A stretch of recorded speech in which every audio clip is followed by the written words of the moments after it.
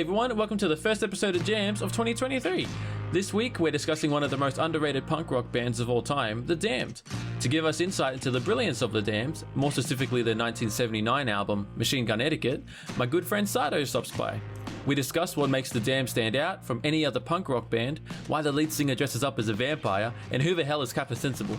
We also chat about Sardo's band, the You Beauts, and his inspiration behind learning to play bass and much more. With all that said, let's cut to the convo with Sardo. Alright, cool. Hey Sardo, how you going, man? Mate, doing good. How are you? Good, man. We're finally getting this sorted after, months of sorting this out and then another half an hour of me trying to get my computer working. We're finally doing this episode. Yeah, man, been a spell. I'm looking forward to it. Mm-hmm. What album we talk about today, Captain? We're talking about Machine Gun Etiquette by The Damned, their third album, released, if I remember correctly, in 1978. So it's she's an oldie, but she's a goldie, so I'm keen to get into it. Yeah. I had no idea who The Damned were prior to this. I think one song made it onto Baby Driver. Yes. That's correct, yeah. Neat. That's right. So that's the only thing I knew of them. So going into this, it was very different experience than what I was sort of maybe expecting.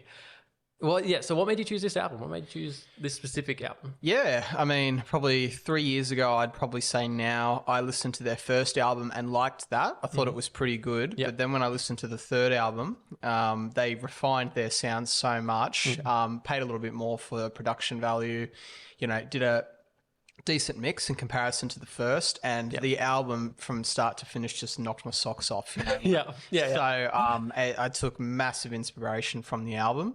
Being a musician myself, and it just really blew my mind as to what punk music should sound like, but also you can play with ability. You don't need to just do a 3-chord change. Yeah. And you can also take the mic in between songs, which I think is great because they're not taking themselves too seriously. So I think that's excellent. Yeah, for sure. That was very different from any other punk album that I did, because we've done The Stooges. We did The Stooges self-titled in episode, I think, 7. Awesome album, man. That was great. That was very different as well, because that's something out of my wheelhouse.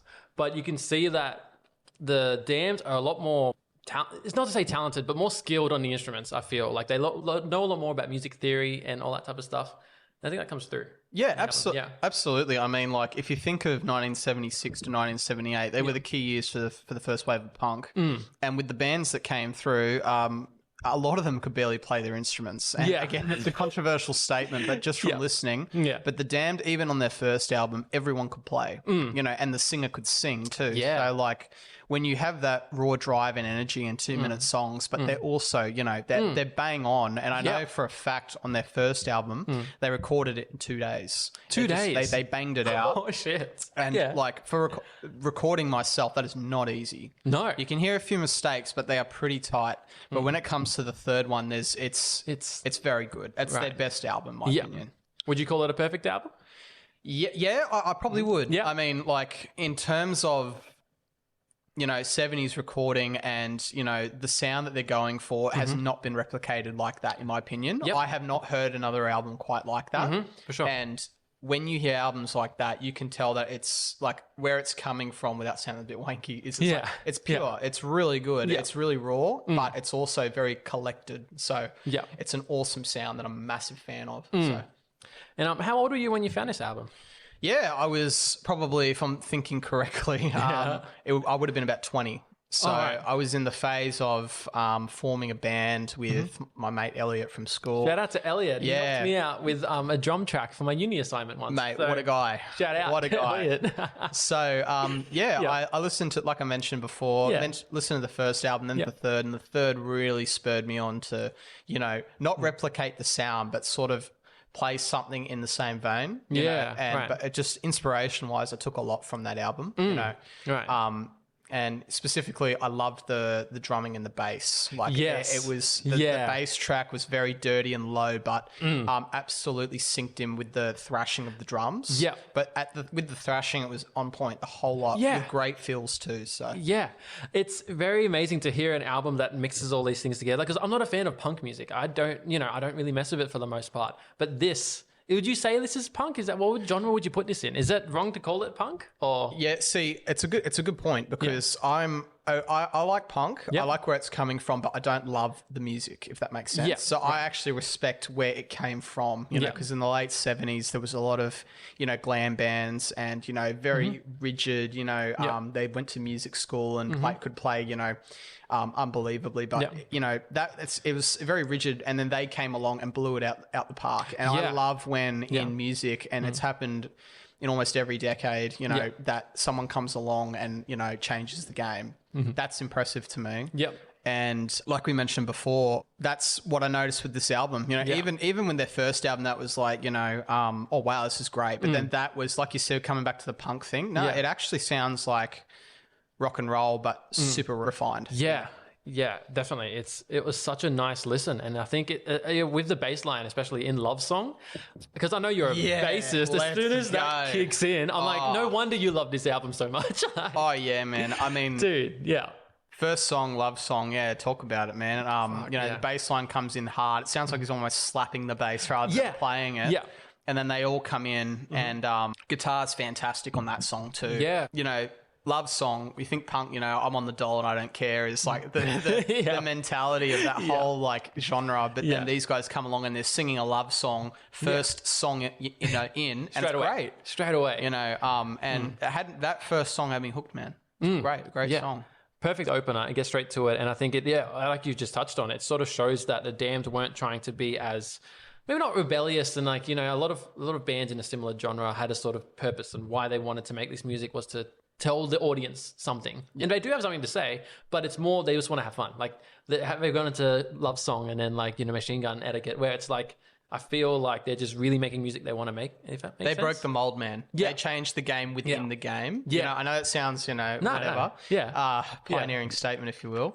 But even with the Sex Pistols, in my opinion, you know, the Buzzcocks, bands like that, they were so on their own, you know, and they had their own sound, and that is the reason why, you know, they stuck together through the 80s into the 90s.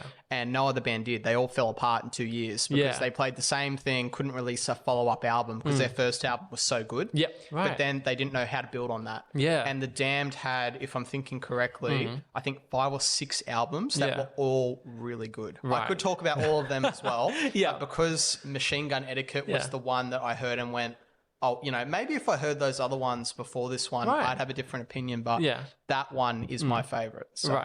So what keeps you bringing back to this? Like, out of all the Damned albums, so is it just because it was the first one, or does it do something different to other Damned albums? Good point. I mean, they evolved in their music. They went a bit more into gothic rock, you know, later on, a little bit glammy, but still had the same, you know, piss take attitude, which I love in music, because that's actually not easy to do. You know, a lot of bands try to do it, but when they do it effortlessly is when it's really impressive. So with that album, I found that it transitions between sound the whole way through. So it starts with Love Song, which is, you know, fast 2 minutes, you know, bit of contradictions going on, and then it finishes with Smash It Up, which is almost like a rock, you know, anthem. And with like a, you know, a prog rock 2-minute intro. So, you know, it definitely with the Damned albums, it's one that constantly evolves throughout the album. The others are a bit more, I've heard that sound before after 6 tracks. Not dissing it. That's just how they did it. But this album was not like that. For sure. I definitely, got that feel when I think the pianos come in, I think halfway through the album. Like, it's just like, why is there a keyboard on this album? That shouldn't make sense. I was not expecting that from the first half of the album. And then it fits. And then you're like, holy shit, they're going to do anything they want. Like, well, that's the beauty of the album, man. Like, I know I Just Can't Be Happy Today has an organ for a solo in the middle of it. And if you heard the first album or the second, you'd be like, where the hell's this coming from?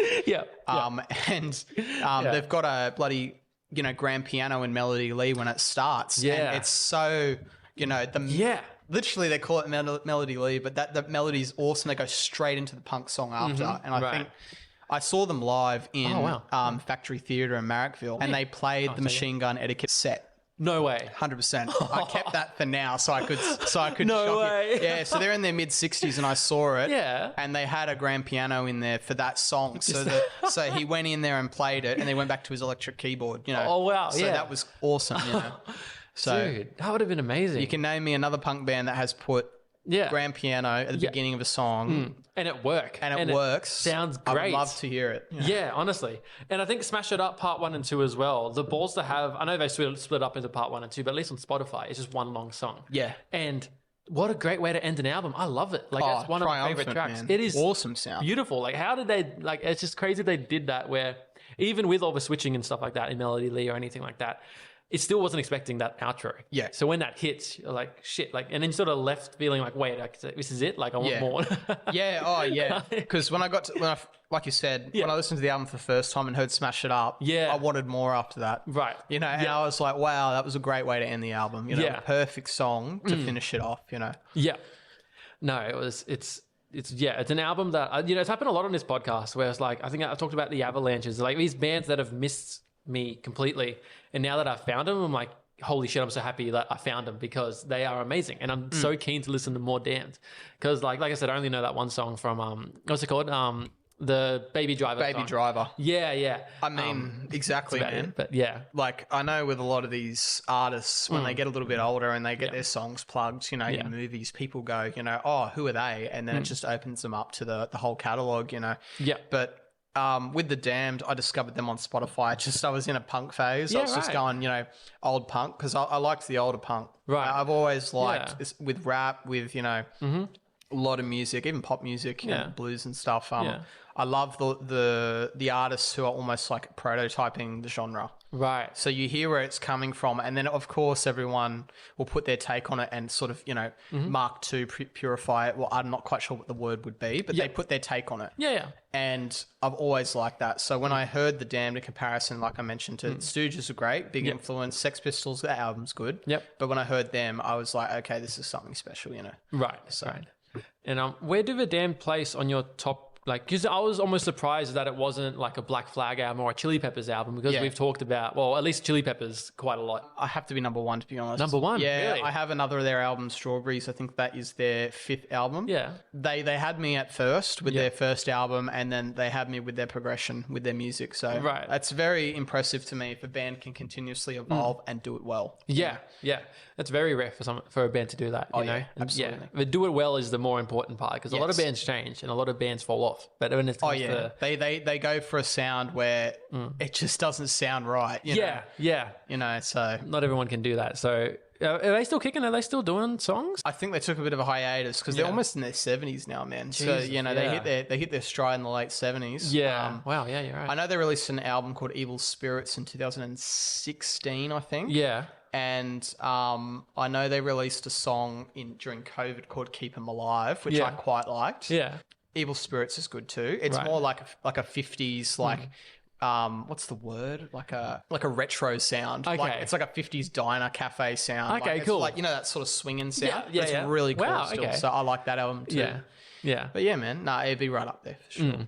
And I think on this album as well, isn't the guitarist the ex-bassist or something like they did? Yeah. They switch around or Yeah, something? nice, man. I like that. Yeah, so he used to be the bass player because the founder of The Damned was the original guitar player. Okay, yeah. But he left after the second album because he was a bit frustrated with the band, and he wrote the first. Yeah. He wrote the whole album. Wow, and then he got the guys in to record the album. Yeah. Right. But then after that, the band was told by their record label, "This is great. Now we want another album." And they had like a couple of months to write it. And back then, it's not easy, not at to all. tee that up. So they couldn't find inspiration. They didn't know where to go. Yeah. And then after that album sort of tanked, it's not their best. Yeah. He left the band. So the bass player switched to guitar and they got a new guy in. Right. And I think the new guy, the bass player, was better than the previous one because he was a guitar player playing bass. It sounds very different. In my opinion. Yeah. But he is a better fit. Captain Sensibly wears the red beret in every gear. He's really funny. I like that guy. Yeah, he Captain just doesn't Sensible. he doesn't give a shit, So yeah. His guitar playing in that album is fantastic, and he changes his tone in every song too. Yeah. It's not the same sound. No, not at all. And it works in every song. So I like that too, man. Yeah. No, for sure. It's and didn't also was Lemmy? Is that something that actually happened? Yeah, man. That's a very good bit of trivia. I feel like I'm getting interviewed by Nardwuar here. That's awesome it, man. news, man. Yeah, Lemmy played for two songs, I'm pretty sure. Oh, right, yeah. He played when Brian James, original guitar player, left. Yep. And then Captain switched to guitar, but they couldn't find a bass player. Right. Motorhead were off touring for that time. Yep. And Lemmy went in, but he couldn't stick with it because obviously he had another band. Motorhead, yeah. But yeah, he played too and he loved it. And he also played, I watched the Lemmy documentary, he also played in 2010 when again they didn't have a bass player. No way, he came back. He came back and they loved having him in. Yeah. He loved the Damned. He thought they were the best punk band. Yeah. I do too, so, you know. What if he stuck around for an album with like that would have been on bass? Oh, well, they would have all turned into alcoholics and, you know, speed freaks. You know? At that point. Really hard, man. Yeah, Jesus. It's so cool to know that this band is around because they're quite underrated, aren't they? Because a lot of people, like, I didn't know about them and a lot of people might not know about the Damned. Yeah, you well, know? I think where that is difficult for them is they came of age in a time where punk was image. You know, they had Sid Vicious on the bass who could barely play his guitar and he didn't even play on the album because he was so strung out. But all the fans would come and just watch him because they found him like an icon. Right. You know, other bands like, you know, the Buzzcocks were pretty good too. Yeah. And Black Flag, you know, image based again, you know, Henry Rollins up the front. They were a great band too. Yeah. I think Black Flag is excellent too. Yeah, right. But the Damned were a little bit like, they weren't weird, but they were... You know, they were different. Yeah. And so because they were different, I think when a band like the Sex Pistols comes along, it's very easy to pigeonhole them and say, okay, this is punk. Yeah. So they're the image of what came up. But the Damned sort of went to the side because they were also...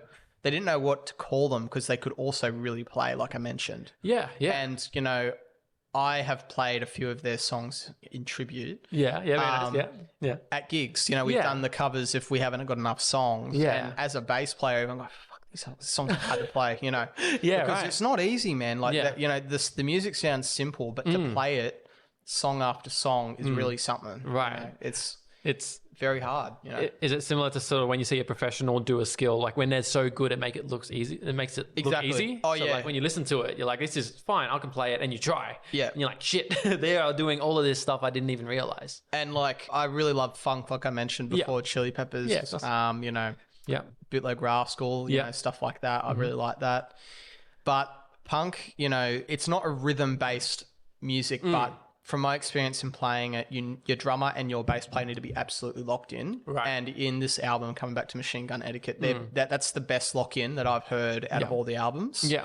So, and when you get a bass player that can lock in and play, you know, complicated-ish licks with the drummer, that to me is brilliant. You know, Right. so That is a skill. it's not easy, man. So, you know, I'll stop saying that now. No, for sure. No. It's, impressive stuff. To bring back Chili Peppers, because of course we're going to talk about Chili Peppers. Yeah, why As not? the two massive fans. Why not? Chad and Flea, like you see videos of them, like their synergy when they play. Excellent. It is mind-boggling, and it's crazy how they have that. Like they know what they're going to do before they do it. They know where the jam is going, even though they're not speaking to each other. Oh yeah, that's complete telepathy, like playing wise. You know, Wild, right? the best. I don't think I've seen anything like it. Eh? Like, No, it's wild. But so how long have you been playing bass for? yeah, probably 6 years. Oh, right, okay. So I tried guitar at first, Yeah. but I never really took off with it. Yeah. I don't know. Maybe I didn't like the sound, or Yep. like I found it a bit difficult to play. But then when I got the bass, my dad gave me an old bass he had. Yeah. And I thought, you know, I'll give it a go. Yeah. And then I took off with it pretty quickly. Right. I really liked it. But of course, as you're a bass player too, Yep. my fingers were just torn to pieces. Yep. So Yeah, I had for to sure. wait for my fingers to recover because they got Yeah. calluses straight Yeah, away. yeah, of course, man. But bass is an instrument I love, man. Yeah. It's got a great groove and you can do a lot with it. A lot more than people think. It anchors the sound, you know, in a band. Yeah. So, It's funny, like a lot of people, I mean, not a lot, but maybe casual listeners were like, why is there a bass? Why are they paying for this bassist? I can barely hear him on the songs. Right? And then you take the bass out. And Changes it's like, the dynamic of the whole song. Yeah, it's not it. It's not Yeah. grounded because it needs that. because the bass is the rhythm, so it doesn't Yeah. necessarily need to stand out. But in songs, and with a lot of Chili songs, and there's a few damn songs on Yeah. this record, Just Can't Be Happy Today, I'd say Plan 9, Channel 7, there's a bit of a sick bass riff going on there, and also Anti-Pope, that's another really good song. Yes, I really like Anti-Pope that is one. amazing, There's a bit yeah. of a swing Rolling Stones groove in the middle of that. Yeah, So when bass players in punk switch from rhythm straight playing, and then they go to a lick or something and the drummer knows, I love that. That's great. Right. Great change up. So And I think It's almost a perfect album, I feel, in my heart. Like, I know I've only been listening to it for like a week, but it's very, very close. But if I get this song, I think is it These Hands? The one that sounds like a clown-ish, carnival. I didn't mess with that much compared to the rest of the album. I share your indignation. That's probably like, I like what they were trying to do with it. Yeah. But it wasn't really mine either. It was a nice change up from what's before. So this album, constantly keeps you on the toes. So you got to respect the artistic creativity to try something different. Yeah. But I don't think it came off massively on that one.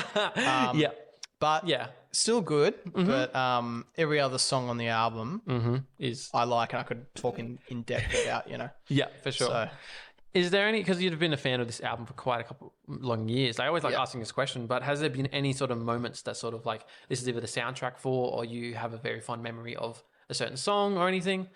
If there's nothing, that's fine. Just if there is, Yeah, all right. I'll talk about one. I really liked Anti-Pope. So I mentioned it, Anti-Pope. I mentioned it just before. Yeah. And, it comes in, they just scream bollocks and straight in. And the guitar sounds great. I like that. Yeah. It's a very clean, super clean, not too dirty. And just quickly sidetracking. The reason I like punk a lot is because they go for the lighter, slinkier tones with the guitar. Okay, right. And they let the drums and the bass take over with the dirty. Right. Whereas metal is more, it's all hard. Yeah. And I don't like that too much. Fair I enough, think it's just a bit, to me, a bit overkill. Okay, yeah. Fair. But with the punk, they did that great. Yeah. And that song is great, singing about going to church. And, Anti-Pope and stuff, and I just thought it was funny. It's just another great piss take song. There's one line, I'm going to nick the collection plate, and I really like that, So it's just silliness, but behind a really great band, great song. Do you think that they've sort of changed your music taste? Was there a clear before and after, or are you sort of always on that trajectory? Yeah, so I think before then, I was listening to a lot of funk, like I mentioned, Chili Peppers. I was listening to a bit of Rage Against the Machine. Yeah. Motorhead was in there too. Oh, nice, yeah. On and off, and Latest Disgrace. It's a sorry, not Latest Disgrace. The song Latest Disgrace by Fugazi. Got me into Fugazi. A bit of Sublime. I didn't mind Sublime. Shout out to Third Wave Ska. Third Wave Ska, let's go. Yeah. Yeah. But when I heard The Damned, it hooked me a bit more into bands that sounded akin to that. So I started getting into these New South Wales and, Fiddler, Drunk Mums, Nick Nuisance and the Delinquents, these sort of bands. So they go with Aborted Tortoise. Aborted Tortoise. It's a funny name, that Never one. heard of Aborted Tortoise before. Great. Yeah. I think you'd like them. Aborted Tortoise, but same vein, very unique and like that vibe, man. Right. Are you a fan of the Chats? Yeah. I think they're funny. I think I love how they've nailed Aussie humour. Yeah. And I like that. For sure. Because a lot of bands, they don't really go that way. So I think that's funny. I think they're good, man. Right. Yeah. I just felt some similarities, at least while listening to this, where I'm like, oh, this is very, maybe been inspired by this band. They've inspired a lot of bands, I feel. Yeah. Like, so anyone who has heard them, and I feel like with The Damned, if you've heard them, it's almost like that sound will stick with you. Right. Because for me, again, like I've said, I've never heard a band that sounded quite like that. Yeah. And even if they've tried, it's not the same. Yeah. Right. And back to your bass playing. Where Sure. did you sort of start? What was your starting point? Did you start with some Chili Pepper songs? Did you start with some Damn songs? Where did you actually start that? Massive fan of Blood, Sex, Sugar Magic. That'd be like probably top 5 albums of all time. Listen to that back to front. That's probably my favorite bass playing out of the Chili Peppers collection of albums. Repertoire. Yep. And I started listening and reading guitar tabs on how to play, and then I would sort of work my funk into that, so I'd understand chords and style of playing. So I would copy Fleas and then add my own. Nice, a little bit, because when I was playing, I didn't really know what a bass player did. Yep. And Black Sabbath was another one. I listened to Geezer Butler a lot. I liked his bass playing a lot too. He's a very good bass player. Yeah. But Chili's a big inspiration. I quite like Mac DeMarco's bass playing on his songs Really? too. Okay, I think he's a very good bass player. Did he play bass? I thought he was a guitarist. So he does all the instruments. Oh, no way. Yeah, Wow. so I know he does Tame that. Impala or So he something. has his own studio, and he found that, and this is quite common with some musicians, that they have a sound that no one else can really play. Right. So they do it themselves. Yeah, fair enough. Yeah. But I listened to a lot of songs and tried to find my style. Right. So do you think you found a style now? A little bit. I haven't played too much lately. I'd love to get back into it, actually. It's been a spell. Yeah. But, Yeah, I mean, mine's a bit of a mix of funk and punk. I sort of meet in the middle, centrist, if you will. Yeah. You know, but it depends on what band I'll be playing in or what I'm feeling. Right. But definitely, if I had to pick a band that sounded like how I play, it would be the Damned, because they've taken the most inspiration for sure. Wowee, that Sardo guy sounds like he knows his stuff. I bet he has some bangers with his band, the You Beauts. But there's only one way to know for sure. Check out Didn't Ask, Don't Care and No Fuss on Spotify. What else can I promote while I got you here? Maybe my Twitch. I'm live every Monday, Wednesday, and Sunday at the J Mansky. Also, Jams recently hit 1,000 listens, so thank you all so much for the support on the series so far. It's been so fun doing this, and I'm very glad that you're listening to it. So thank you. All right, enough promo, I guess. Back to the episode. Any notes for editing J-Man? Well, by the way, I call myself J-Man. I'm not sure if you know that. I'll take it. I like it. I like it. I could technically call myself J-Man too, because I'm Jackson. You can. We'll stick with Sardo. We'll stick with Sardo. We can S-Man, if you will. We could be the J-Men. Yeah, that's it. Two-piece. The two-piece, exactly. I'm on bass, you're on drums, and then, we're fine. Yeah, we're chilling. We get our synergy going. I like it. But yeah, anyway, back to your bass playing. Well, more even just your sort of, because you've always had a passion for music. As long as I've known you, I'm sure correct. for longer, you've had a very strong passion for music. Yeah, a lot of our conversations have centered around that. That's true. Have you sort of like, because you know, dedicating enough time and energy to be in a band and record songs, because you do have songs out on Spotify. That's correct. Yes, shout-outs. Shout-outs. What's the Quick band plug. name? Quick plug. Yep. The You Beauts. The You Beauts, mate. The You Beauts. Exactly. And what songs should they listen to? They should listen to Didn't Ask, Don't Care and No Fuss. Exactly. Two screamers. Just absolute screamers. Yeah, I really, really like those songs. So shout out to the missus too. She did the artwork for that. No Thanks, way. miss. Wow. Hey. She's listening. Shout out. Yep. Quick plug there. Quick plug, bro. So that's plug we'll all, take plug it all away. day. That's so, it. and again, like with those two songs, big inspiration from the Damned off both of those songs. Going back and sort of hearing that, because I heard them when I come out, and then now listening to this band, I'm like, I can sort of see that connection. Yeah. In a good way. It's not just saying you're copying them by any means, but I can see the inspiration. Yeah. Which I feel like you can probably talk to this as an artist, or as a bass player. Is an artist too much? Is that what you like to be referred to as? You know, like, is that a bit much? I don't live in the inner west, and so but I'll take it. You know. That's it. We lived in the outer west. You know what I'm saying? But like, do you think that like, music and maybe art in general, like, is always inspired by something else? Like, yes, totally. And like, even if it comes from internal, I find that it's been taken from something either you've experienced or you're feeling. So, I mean, experience can be a big one. That's great for inspiration for lyrics. Yeah. And then feeling is great for rhythm and melody and, expressing that emotion. So like, with those two songs, I took a bit from the Damned with Drive and also with Changes. So bringing it back to Machine Gun Etiquette, two songs that have great changes in them.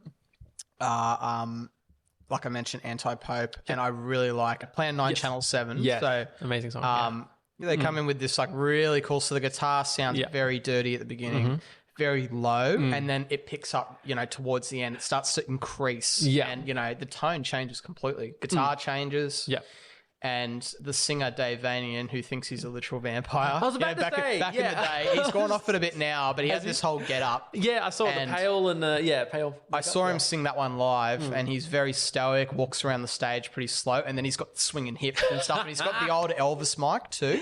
Oh, right, so he's doing all these ones in his coat, and he's sweating, his makeup is dripping all down him. But the whole experience is awesome. But those two songs talking about the band, that one also is a good song, Looking At You, towards the end of the album. That's a cover. Yeah. That's another awesome one. I like that one too. It's a cover. Right. Yeah, I'm pretty sure that is the Stooges. Right, okay. That one might be I'm Doing All Right. You know, that one? Yeah. Yeah, so I'm not quite sure, but I know that's a cover. That right, one. okay, cool. Yeah, I didn't know that. Yeah. But yeah, it's interesting to, talk to someone who has sort of like dedicated so much time and effort into music, because like I said, we talk about it quite a lot, but then you also go off and you make your time and energy into doing these songs.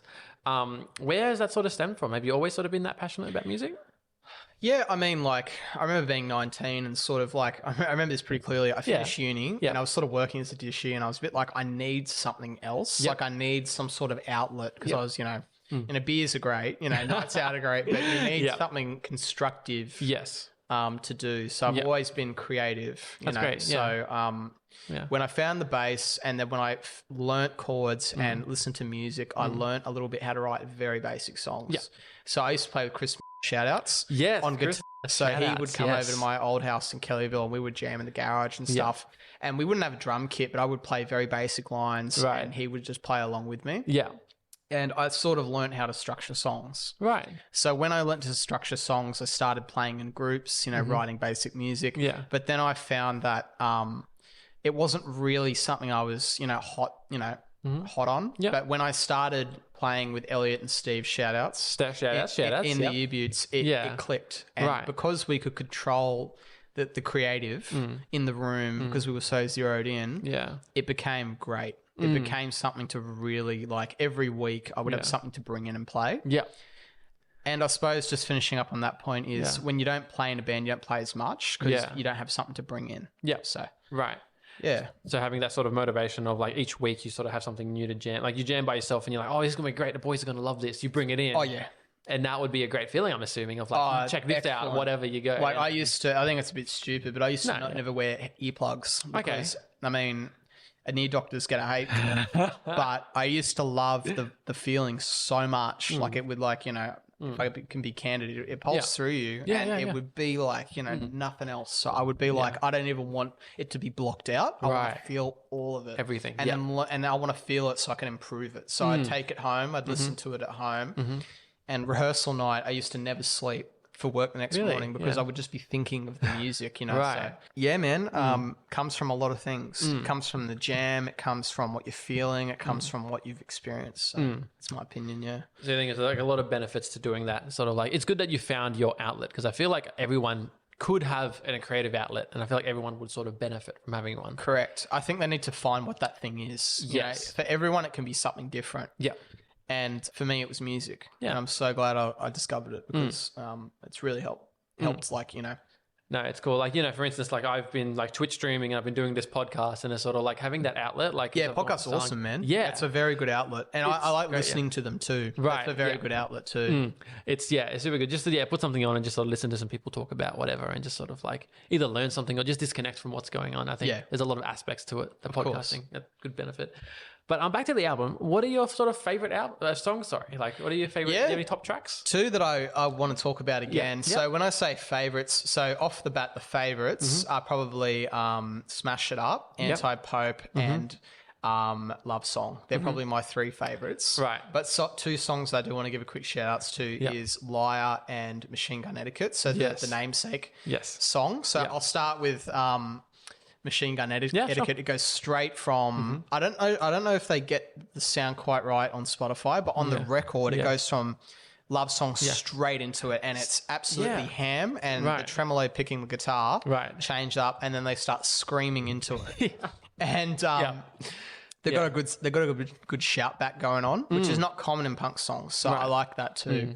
What the album is so good with, so just tying in that song with the first and the third song on the album, is they contradict the sound in like almost odds and evens, where you never know what you're going to expect. And then when you hear it again, but a bit different, it's great. So that one's great, man. It just flies in. And so by the time that you've gotten to the third song, and it's got that low bass with the organ, and he plays with the two fingers. Doesn't play the black notes. So when it swings into that, I'm like, every time I listen to it, I'm like, let's go. And I think, but talk about the mixing between the first and second song. It actually is messed up on Spotify. It is. It sounds rough. It doesn't sound good. It flies into it. Yeah. It flies into it. It's like it's cut a bit of the audio or something like that. So I think because it has to load that very next song. Oh, right. So it's just sort of botching it a little bit. So, you have it on vinyl, I'm assuming, or CD, or it's some hard I copy, listen to it on Spotify. Oh, right. I've been meaning to get it for so long. I've got, I told you Strawberries. I got that because it was at the record shop. Yep. But I might order it in. After talking about it so much, I think I might get it, Well, I'll keep a shout out to Beat Disc down in Parramatta. I'll keep an eye out for you because they seem to have everything that I've ever wanted in a record They've got store. everything, dude. It is dangerous. Everything and more. Everything and more. Everything you possibly want and more. I'll write a jingle for them. Yeah, that's it. Get some free records. Let's go. But yeah, so any other songs on the album? Liar is a good one. So that's the second last one. Yes. Again, filthy bass. And the chorus line I really dig. You're a liar, liar. I want to tell the truth. Yeah. That's great, and it's got the bass. So after they sing that chorus line, it just sounds like the bass and the drums with the vocals. Yeah. And then it goes into this again, like the Rolling Stones, the drums, you see the toms and stuff. And when you hear an album that is the same the whole way through, you start to get a bit sick of it, probably 3/4 of the way through. Yep. This one had me cued in straight through to smash it up. So it just had usually when you're on the home stretch with an album, it starts to taper off a bit, and you're a bit like, okay, I can see why these songs are at the end. Yeah, they nailed it at the end. They really had Looking at You, Liar, Smash It Up, and they all rolled off the tongue beautifully. Great. It keeps grabbing your attention. It's always zeroed in, always listening. Always tapping. Yeah, it's almost as soon as you're about to you start dreaming off or whatever, and then it will cut you back in. It doesn't let you go. No, it doesn't. So that whole album, it just keeps bringing you back in. 100%. Which is just very hard to do. A lot of albums would try that, and a lot of albums, especially these maybe heavier-esque ones, where they sort of go real quick. I feel like they try to do that a lot, but just because they go fast all the time, it doesn't mean that that's happening. So it's nice to see that they slow it down, they bring it back up, change genre almost.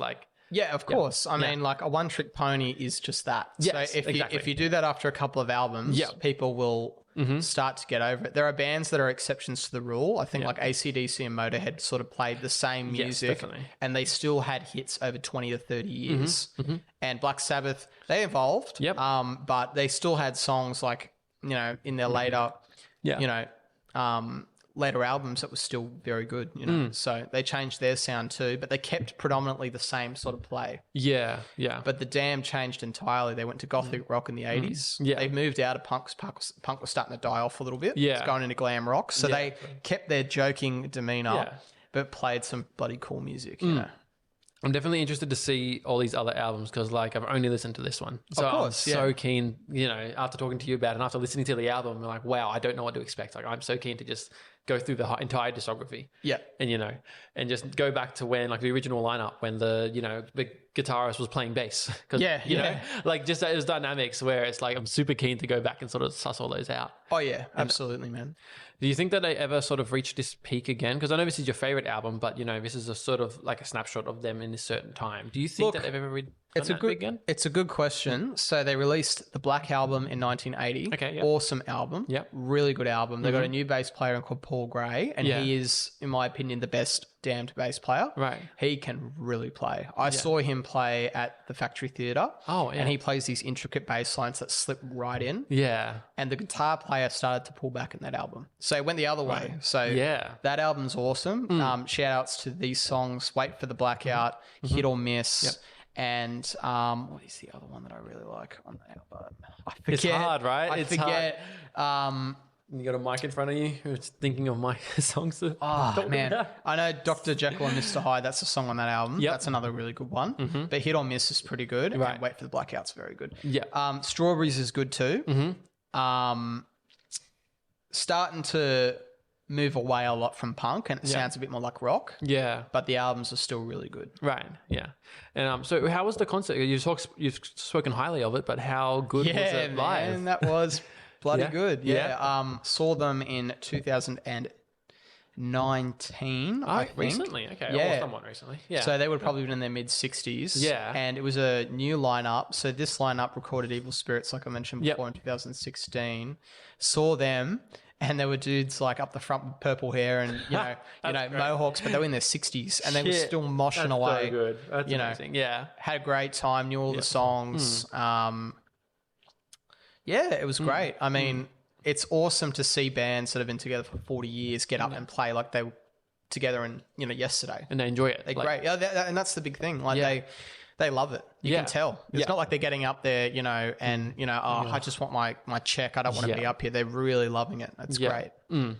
I saw a scene. I saw a little snippet from, I think, is it the guitarist? He's dressed in all red with the beret. Is that a guitarist or bassist? That's the guitar player. Oh, yeah. As someone, I think it was in New Zealand, and someone chucked a water bottle at him, and he's like, do that again and I'm fucking off. Yeah.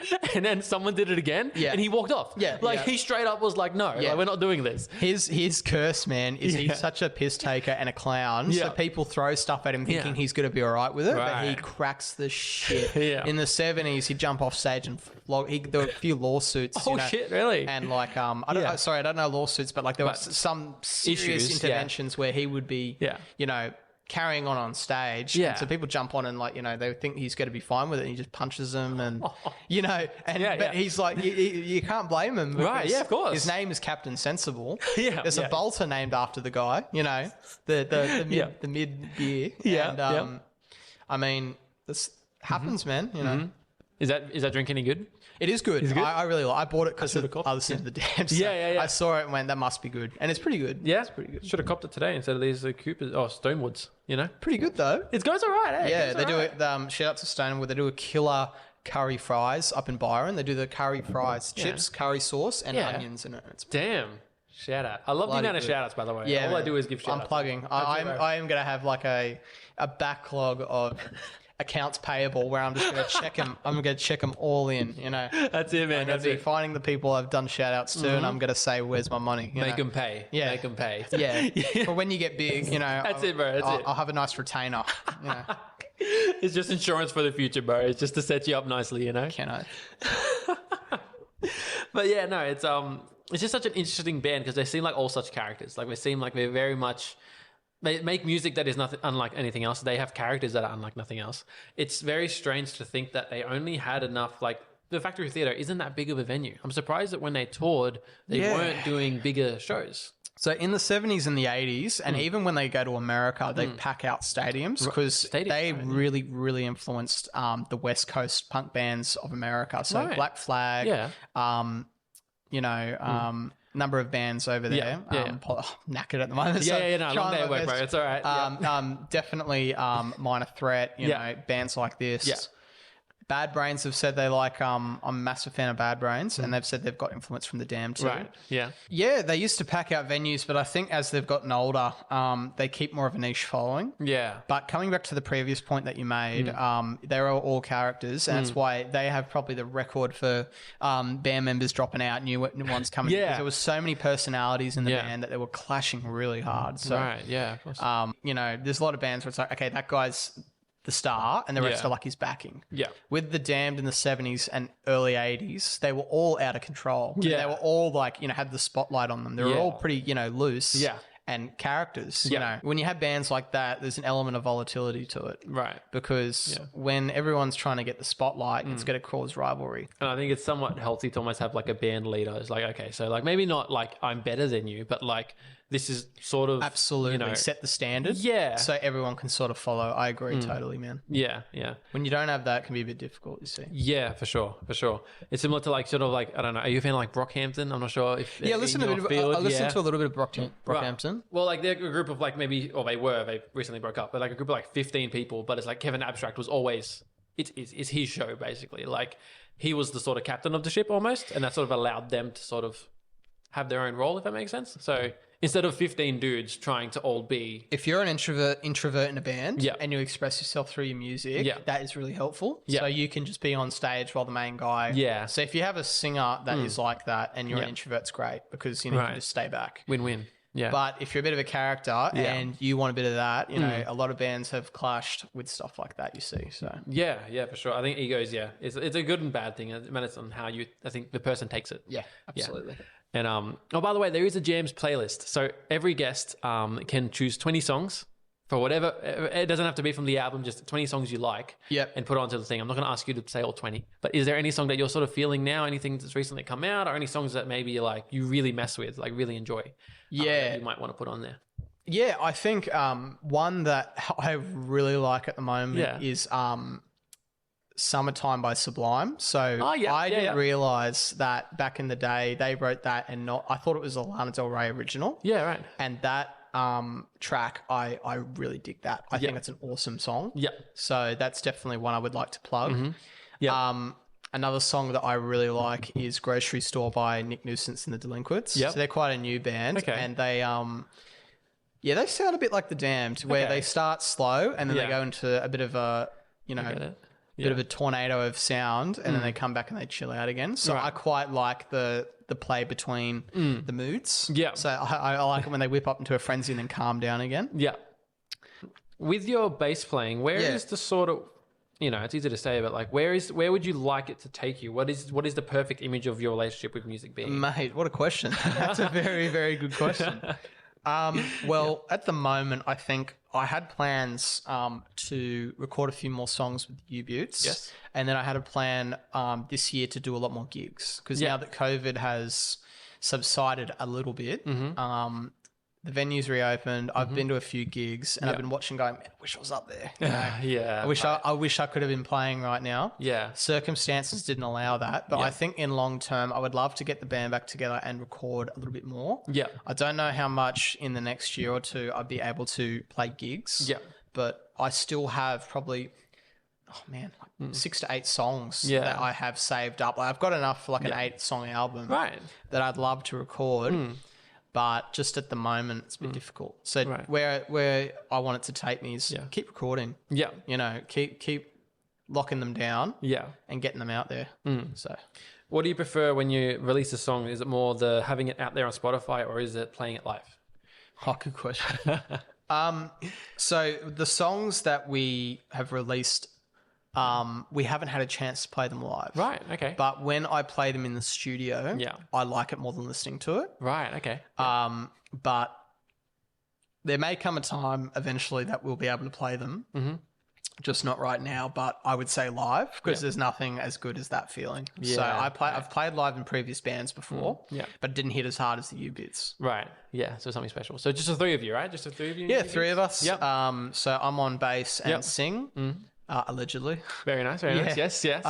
And Steve Newman, shout outs, is guitar player, excellent guitar player. Never played with anyone better. Wow, and Elliot is on drums, so old school friend of mine, very, very good drummer. Beast of a drummer. We beast of a drummer. Excellent, man. He did a cover of Fortune Faded. Yes. Chili Pepper song. Seeing him like in the studio just doing it, like it was gobsmacked. Like I just haven't seen that good of a drummer ever. He slips into a space when he records. I've watched him and he's just like, he just goes into, it is zen like state. It's amazing to see. I'm like, wow, okay, I'm just going to become a producer just so I can see this happen more often. Yeah. Yeah. No, that's really cool to hear, man. Like that you sort of like, you haven't just sort of like, oh, I wish I was in a band or I wish I did music. Like you're actually going out there and doing it. Like it's not like an everyday thing for you. You still have a job and you still have a life outside of that. But there is sort of like there's a passion there and you're pursuing it. Well, see, that's exactly it, man. Because I find with music, especially when you're busy, you got to just keep exercising it and you got to keep going back to it. So I've got the songs still that I play and I still am like, remembering the lyrics and how it goes. So if we were to rehearse again, I could go straight into it. Keeping it up is very important. It's good. It's like very a muscle. Good.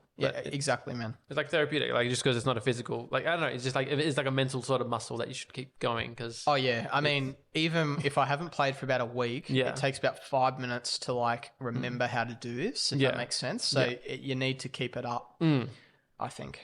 Is there a song on the album that you like playing the most on bass? Yeah, good question. So with this album, I quite like playing Anti-Pope because it's quite simple. Right. I like the changes. Get at it, I've played along to it a few times and Love Song. I've played that opening a couple of times. Yeah.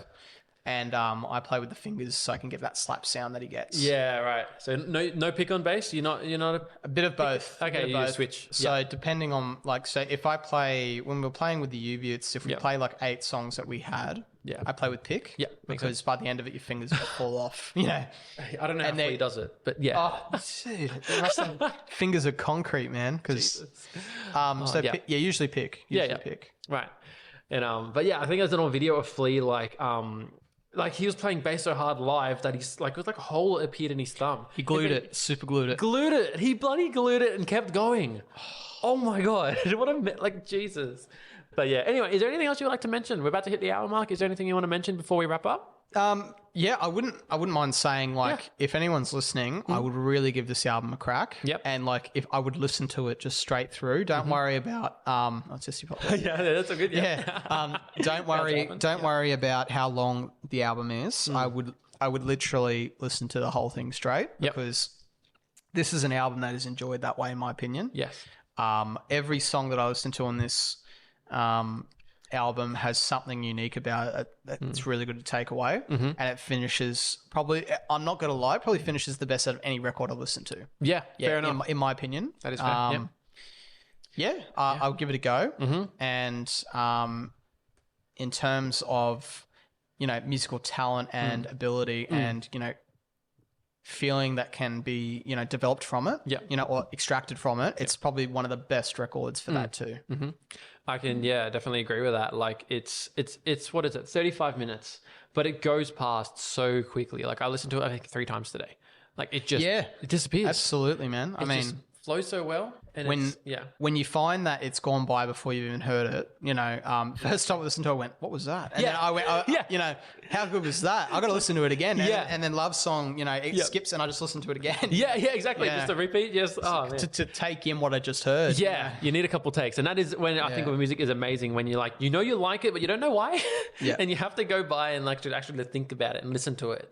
And I think this album does that beautifully. Like it is one of my most enjoyed moments listening to music in a while, because it's like a refreshing sort of like cold water in the face for me. It's like not something I usually listen to. Yeah. But now that I've gone out and listened to it. That's the feel I got when I listened to it the first time as well. It was unexpected. I was not expecting so many elements of music that does not belong to, if you want to typecast them as punk, you'd never hear those instruments in any other song. No, you're not going to hear a grand piano. You're not going to hear an organ. No. You're not going to hear, toms being played like, blues. You're not going to hear, thick bass and, slinky guitar playing. It's just unheard of. And that's why it's so great, man. Like, it's a smooth and easy listen. And so anybody listening to this, please go and listen to it because it is just amazing. It's just an album that you should listen to. And if we're wrong for whatever reason, let us know, I guess. I don't know. I'm always here. Yeah. We'll have you back on Sardo. Drop us a line. Do what we need to do.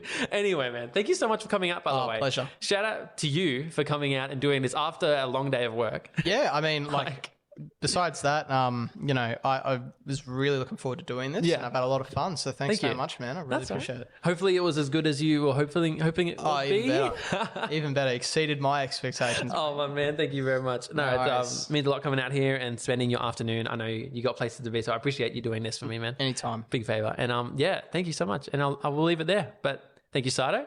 And I'll chat with you later. No worries, mate. Take it easy.